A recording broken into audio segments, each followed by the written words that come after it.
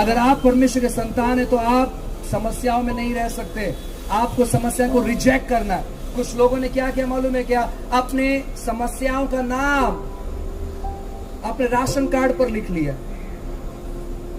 कुछ लोगों ने अपने समस्याओं का आधार कार्ड बना लिया, परमानेंट। बचपन से ऐसी प्रॉब्लेम है ब्रदर। लहानपणापासून खूप त्रास आहे मला। लहानपणात त्रास होतं, पण आता होणार नाही। लहानपणात आपल्याला कळत नव्हतं येशू ख्रिस्त कोण आहे, पण आज आपल्याला कळतं येशू ख्रिस्त कोण आहे। तिरस्कार करा अशा गोष्टीचा, ऐसे चीजों का तिरस्कार करो। हो सकता है कि बचपन से बहुत सारी समस्या है, उन भावनाओं को लेकर हम आगे नहीं। ओ बचपन से बहुत तकलीफ है, ओ बचपन से कोई मुझे समझता नहीं है, ओ बचपन से किसी ने मुझसे प्यार नहीं किया, ओ बचपन से किसी ने मुझे लाड नहीं किया। उन सारे चीजों, उन सारी भावनाओं को तोड़ दो। अब हम भावनाओं में नहीं जीते, अब हम वचन वाले व्यक्ति बन गए। शत्रु आता है भावनाओं के साथ खेलने के लिए। इसलिए काफी बार काफी विश्वासी लोग अपने आप को अलग कर लेते हैं। कोई मुझे समझता नहीं है, कोई अपना नहीं है, सब अपना अपना देखते हैं, सब मतलब ये। ऐसे विचारधाराओं से बाहर आओ। आपको ये सोचना है कोई कुछ भी करे, मुझे क्या करना है, मैं उन चीजों के बारे में सोचूंगा। मैं लोगों के लिए क्या कर सकता हूं, मैं उन चीजों के बारे में सोचूंगा। लोग मेरे साथ कैसे व्यवहार करते हैं, मुझे उससे कुछ लेना देना नहीं है, लेकिन मैं लोग के साथ कैसे व्यवहार करता हूं उसका महत्व मुझे जानना है। वो बातों को मैं सीखूंगा, उन बातों को मैं करूंगा। लोगों ने मुझे फंसाया, लोगों ने मेरा तिरस्कार किया, लोगों ने मेरे पीठ पीछे बातें की, लोगों ने मुझे सारी गलत चीजों में मुझे कुछ लेना देना नहीं है उसका। अब मैं उनके लिए क्या अच्छी बातें कर सकता हूं, मुझे उसके बारे में योजना करना, क्योंकि आप परमेश्वर के जन में हो। यीशु मसीह ने पतरस से कहा कि पतरस, मुर्गा 3 बार चिल्लाने से पहले, 3 बार बांग देने से पहले तू मुझे नकार देगा। और उसने वैसे ही किया। वो 3 बार बांग देने से पहले यीशु मसीह ने 4 बार नकार दिया था। और नकारने के बाद ठीक 3 दिन बाद जब यीशु मसीह मरे हुए में से जिंदा हुए, वो जाते मुलाकात करने के लिए पतरस से। मैंने जब वो शास्त्र भाग पढ़ा, मैंने कहा परमेश्वर सच में आप कितने अच्छे हैं। अगर मैं आपकी जगह पर होता तो सबसे पहले जाकर उसे चाटा लगाता। मैंने तुझे बोला था तू मुझे नकारेगा, और इतना भविष्यवाणी करने के बाद, इतना बोलने के बावजूद तू समझता नहीं है। तू ऐसे कैसे कर सकता है? मैंने इतना भरोसा तुझ पर किया, मैंने योजना किया कि मैं तेरे द्वारा कलीसिया को खड़ा करूंगा, और तू ऐसे कैसे कर सकता? लेकिन यीशु ने एक बात भी नहीं पूछा उससे कि तूने मेरा तिरस्कार क्यों किया। यीशु जाते हैं और एक ही चीज पूछते कि क्या तू मुझसे प्यार करता है, क्या तू मुझसे प्यार करता है, क्या तू मुझसे प्यार। उसने 3 बार पूछा कि क्या तू मुझसे प्यार करता है, और तीनों बार उसने एक ही जवाब दिया, हाँ प्रभु आप जानते हो, आप जानते हो। और यीशु मसीह ने तीनों बार कहा कि मेरे भेड़ों की रखवाली कर, मेरे भेड़ों को चरा, मेरे भेड़ों को संभाल।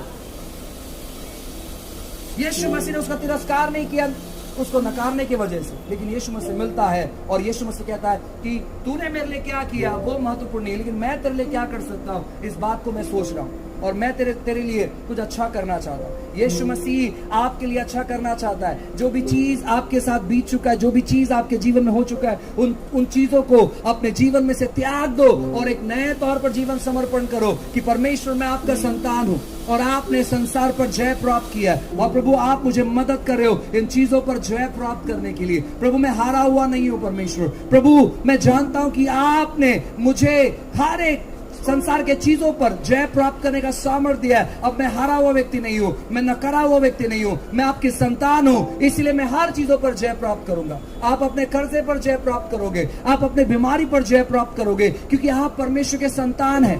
परमेश्वर ने आपको अधिकार दिया है, परमेश्वर ने आपको अधिकार दिया है और आप परमेश्वर के संतान हैं। हालेलुया।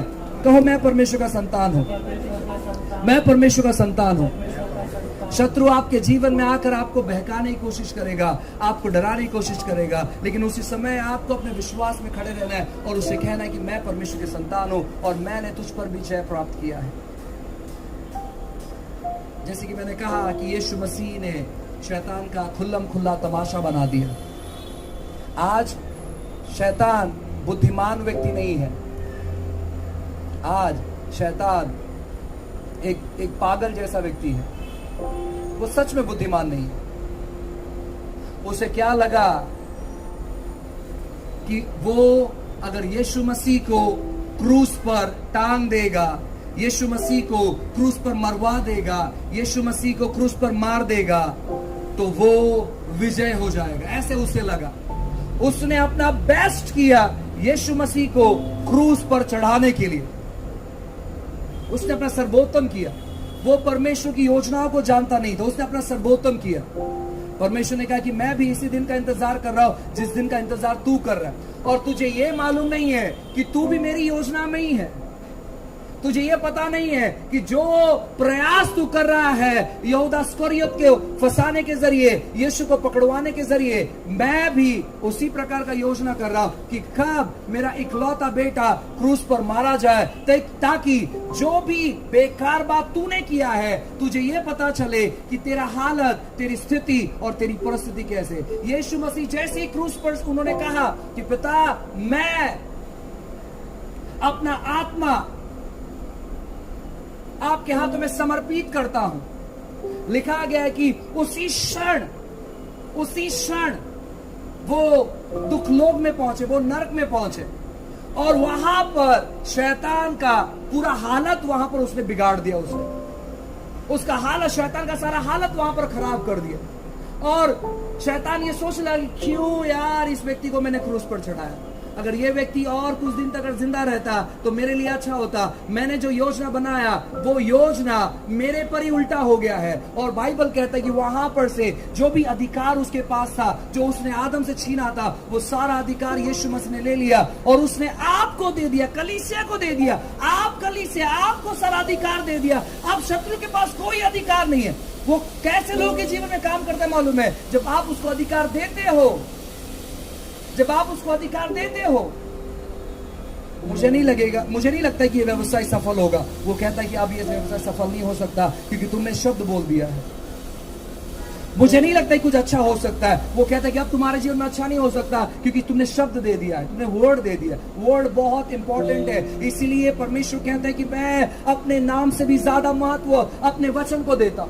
इसलिए वचन कहता है कि आदि में वचन था, आदि में वचन था। वचन इतना महत्वपूर्ण है। इसलिए जब आप वचनों कहते हो तो वो शत्रु जो है वचनों को पकड़ता है, वचनों को पकड़ता है।